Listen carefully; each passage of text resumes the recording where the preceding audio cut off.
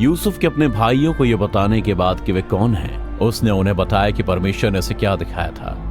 क्योंकि अब 2 वर्ष से इस देश में अकाल है और अभी 5 वर्ष और ऐसे ही होंगे कि उनमें न तो हल चलेगा और न अन्न काटा जाएगा। परमेश्वर ने मुझे तुम्हारे आगे इसीलिए भेजा कि तुम जीवित रहो और ये निश्चित करने के लिए कि पृथ्वी पर तुम्हारा वंश बढ़े।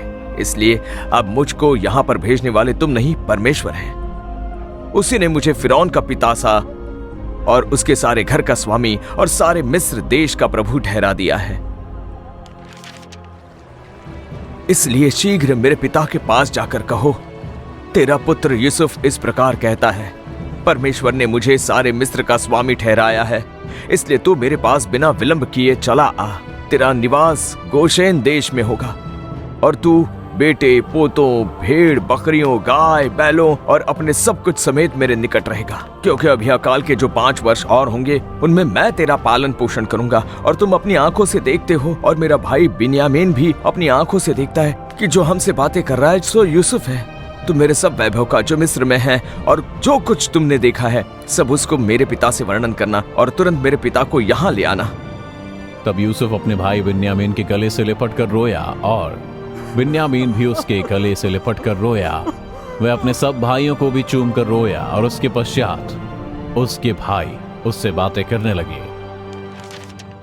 इस बात का समाचार कि यूसुफ के भाई आए हैं फिरौन के भवन तक पहुंच गया और इससे फिरौन और उसके कर्मचारी प्रसन्न हुए। और फिरौन ने यूसुफ से कहा, अपने भाइयों से कह कि वे ये काम करें, अपने पशुओं को लाद कर कनान देश में चले जाओ और अपने पिता और अपने घर के लोगों को लेकर मेरे पास आओ, और मिस्र देश में जो कुछ सबसे अच्छी भूमि है वो मैं तुम्हें दूंगा और तुम्हें देश के उत्तम से उत्तम पदार्थ खाने को मिलेंगे। और यूसुफ, ये एक आज्ञा है, तू कहना कि और अपने बाल बच्चों और स्त्रियों और अपने पिता को लाने के लिए मिस्र देश से गाड़ियां ले जाओ और अपनी सामग्री का मोह न करना, क्योंकि सारे मिस्र देश में जो कुछ अच्छे से अच्छा है सो तुम्हारा है। इज़राइल के पुत्रों ने फिरौन की आज्ञा के अनुसार किया और यूसुफ ने फिरौन की आज्ञा के अनुसार उन्हें गाड़ियां दी और मार्ग के लिए भोजन सामग्री भी दी। उनमें से एक एक जन को उसने एक एक जोड़ा वस्त्र भी दिया और बिन्यामीन को 300 चांदी के टुकड़े और 5 जोड़े वस्त्र दिए। उसने जो भेजा अपने पिता के मार्ग के लिए भोजन वस्तु और अन्न और रोटी से लदे हुए गधे दिए। तब उसने अपने भाइयों को विदा किया और वे चले गए और उसने उनसे कहा, यात्रा के समय मार्ग में कहीं झगड़ा मत करना। वे मिस्र से चलकर कनान देश में अपने पिता याकूब के पास पहुंचे और उससे यह कहा, यूसुफ अब तक जीवित है और वही सारे मिस्र देश पर प्रभुता करता है। याकूब यह समाचार सुनकर भौचक्का रह गया और उसे उन पर विश्वास नहीं हुआ। तब उन्होंने अपने पिता याकूब से यूसुफ की सारी बातें कह दी। जब उसने उन गाड़ियों को देखा जो यूसुफ ने उसके लिए आने के लिए भेजी थी, तब उसका चित्त स्थिर हो गया और इज़राइल ने कहा, बस यही बहुत है कि मेरा पुत्र यूसुफ अब तक जीवित है। मैं अपनी मृत्यु से पहले जाकर उसको देखूंगा। ये जानने के बाद कि यूसुफ अभी जीवित है, इज़राइल अपना सब कुछ लेकर मिस्र की ओर निकल पड़ा। जब वह बेरशेवा में आया तो उसने अपने पिता इसहाक के परमेश्वर को बलिदान चढ़ाया। तब परमेश्वर ने इज़राइल से रात को दर्शन में बातें की। हे याकूब, हे याकूब, मैं यहाँ हूँ। मैं परमेश्वर हूँ, तेरे पिता का परमेश्वर। तू मिस्र में जाने से मत डर, क्योंकि मैं तुझसे वहां एक बड़ी जाति बनाऊंगा। मैं तेरे संग संग मिस्र को चलता हूं और मैं तुझे वहां से फिर निश्चय ले आऊंगा। और यूसुफ अपने हाथ से तेरी आंखों को बंद करेगा।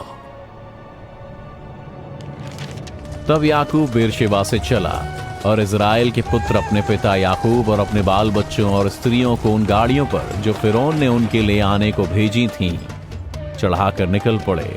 अपनी भेड़ बकरी, गाय बैल और कनान देश में अपने इकट्ठा किए हुए सारे धन को लेकर मिस्र में आए। और याकूब अपने बेटे बेटियों, पोते पोतियों अर्थात अपने वंश भर को अपने संग मिस्र में ले आया। मिस्र में आए उनके वंशजों के नाम ये हैं: याकूब और उसके पुत्र, याकूब का पहलौठा रूबेन और रूबेन के पुत्र, शिमोन के पुत्र, लेवी के पुत्र, यहूदा के पुत्र, इस्साकार के पुत्र, जबूलून के पुत्र, लिया के पुत्र जो याकूब से उत्पन्न हुए थे, ये ही उसने एक बेटी दीना को भी जन्म दिया।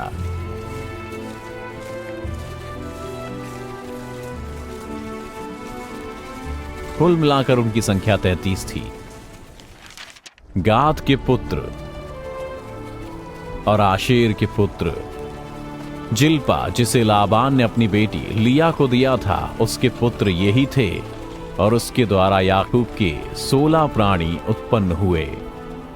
याकूब की पत्नी राहेल के पुत्र यूसुफ और बिन्यामीन थे, और यूसुफ के पुत्र और बिन्यामीन के पुत्र राहेल के पुत्र जो याकूब से उत्पन्न हुए, यानी बेटे और पोते, वे सब 14 लोग थे। दान के पुत्र और नप्ताली के पुत्र, दान और नप्ताली बिल्हा नामक दासी से उत्पन्न हुए थे, जिसे लाबान ने अपनी बेटी राहेल को दिया था, और उसने याकूब से कुल 7 लोग उत्पन्न किए। याकूब के निज वंश के जो प्राणी मिस्र में आए, वे याकूब के पुत्रों की पत्नियों को छोड़कर सब मिलाकर 66 प्राणी हुए। और यूसुफ के पुत्र जो मिस्र में उससे उत्पन्न हुए, वे 2 प्राणी थे। इस प्रकार याकूब के घराने सब प्राणियों की कुल संख्या 70 हुई। इसलिए परमेश्वर ने मुझे तुम्हारे आगे इसीलिए भेजा कि तुम पृथ्वी पर जीवित रहो और तुम्हारे प्राणों के बचने से तुम्हारा वंश बढ़े। इस रीति अब मुझको यहाँ पर भेजने वाले तुम नहीं, परमेश्वर ही ठहरा, और उसी ने मुझे फिरौन का पिता सा और उसके सारे घर का स्वामी और सारे मिस्र देश का प्रभु ठहरा दिया है। अंततः शीघ्र मेरे पिता के पास जाकर कहो, तेरा पुत्र यूसुफ ये कहता है कि परमेश्वर ने मुझे सारे मिस्र का स्वामी ठहराया है, इसलिए तू मेरे पास बिना विलंब किए चला आ। उत्पत्ति अध्याय 45 वचन 7 से 9।